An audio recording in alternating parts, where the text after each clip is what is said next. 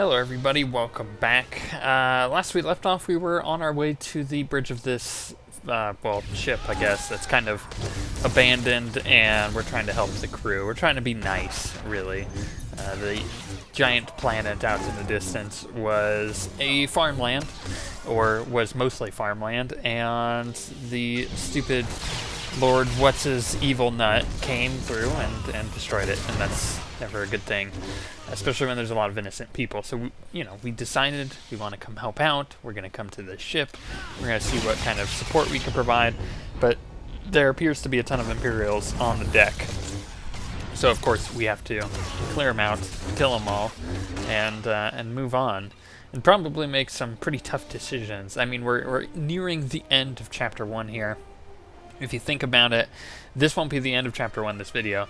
I think it's the one right after this. We'll end off Chapter 1, which is, it's pretty sweet that we've gone through it this quickly, but I don't know. There's a few major choices coming up that I have to make, and especially going into Chapter 2, where the game starts to get, a bit more dark, as you could say. I get to make a few more dark-sided choices. I do make a few medium choices in there too, so some gray area that we managed to, well, not be so evil with, I guess is the best way to put it. I don't like to be evil all the time when it's for the sake of being evil, but there are times when I make the exception, or the occasional exception, for that one little rule I do have. So sometimes I do make I guess gray area choices, but in this case, with the choices you're gonna see I'm gonna make here, it may not be light-sided or dark-sided. I don't know, we'll see. That was the last of the Imperials. You're safe now. Not a minute too soon. Those commandos weren't taking prisoners. I still can't believe what happened to Euphrates. When we arrived, an Imperial ship was attacking the planet. I've never seen anything like it. Euphrates was trapped inside an energy field. Some starships tried to flee, but their engines failed before they could leave the atmosphere. No one escaped. Every ship that tried crashed back onto the surface. How did your ship come under attack? We tried to run, but Imperial boarding pods overtook us. I saw Euphrates' atmosphere catch fire. Horrific destruction. Flames consumed the planet. Everything turned to smoke and ash in seconds. What happened to the Imperial warship? It jumped to hyperspace. No telling where it is now.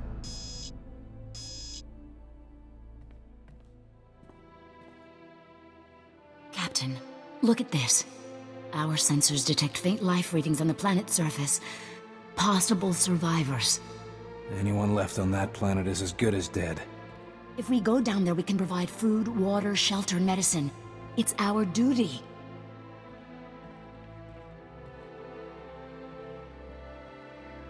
The energy field surrounding Euphrates will destroy your ship's engines. You won't be able to leave. The Republic needs all its medical frigates, and we don't know what's down there. I'm not getting trapped on that ash ball over a lucky herd of Rontos. Then I'll invoke my emergency authority and assume command of this ship. Let me talk to this Jedi. See if there's really a chance people could be alive.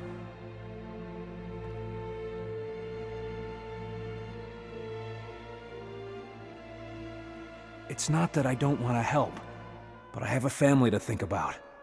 This ship carries combat-grade Kolto packs, battle adrenals, you name it. You convince Dr. Seneca to stand down, and I'll give you whatever you want.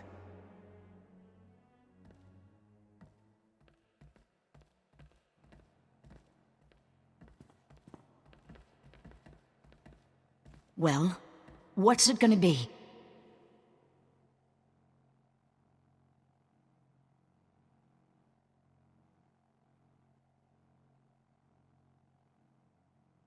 Render aid to anyone you find. I promise, you won't be abandoned down there.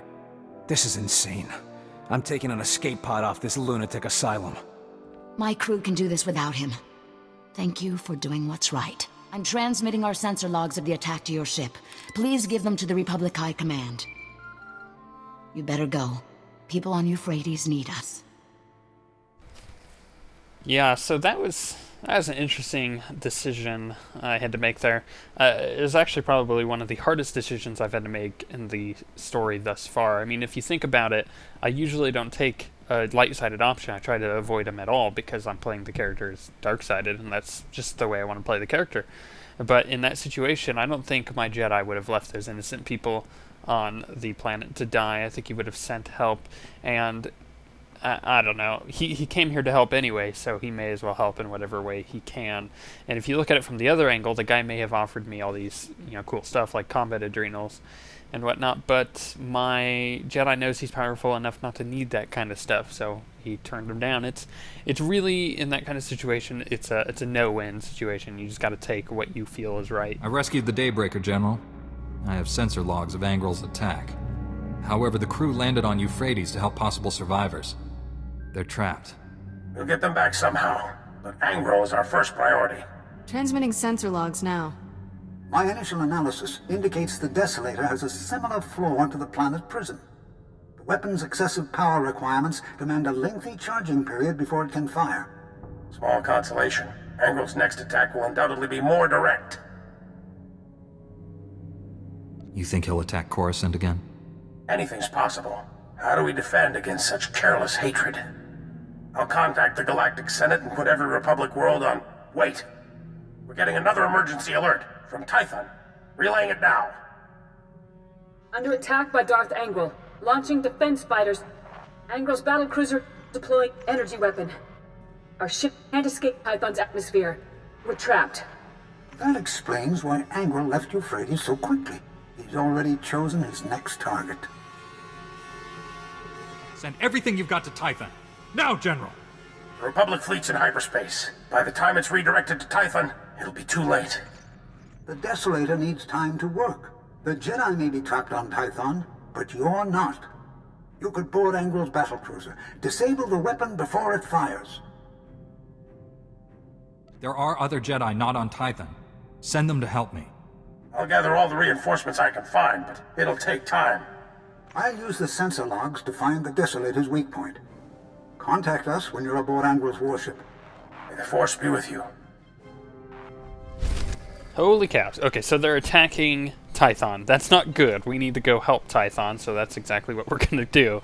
I mean, if you were in a situation where your planet where all the Jedi are getting attacked, wouldn't you help them? Like, that would be... Yeah, I can understand my character's response there, being like, look, send everything you got. We gotta get there. We gotta stop this. This is very bad. Tython is exposed at this point. And it's kind of cool how they were like, look, Jedi, you're skilled enough. Get over there and save everybody. Save all the Jedi. Yeah, he is pretty great like that, isn't he? Yep. General, we got a little scorched, but we're inside Angrel's battlecruiser. Yes, I knew you could do it. Now to end that Sith for good. Won't be that simple. The sensor logs of Angrel's warship reveal he's amplified the vessel's reactors. That's a little trick he learned from me when I was interrogated by his spy on Taris. Blast his truth serums and mind probes. Disarming the Desolator weapon will necessitate overloading at least 3 shielded reactor relays. No simple task.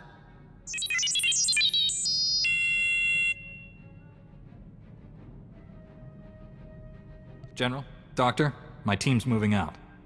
We'll save Tython, or die trying. Don't even think that. I expect us all to reach a ripe old age. Your signal's breaking up. May the... Angrel's jamming our transmissions. He's coming for us.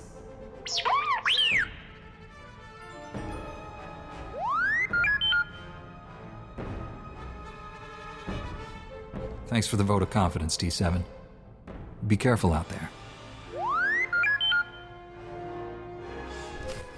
Let's go kill Darth Angrel, shall we? It's time he finally dies. It's one of those things that it's been culminating here for the entire prelude and the entirety of Chapter 1, and now it's time to go kill him. So that's exactly what we're going to do. But on our way there, It's at this point that I got so frustrated with the game.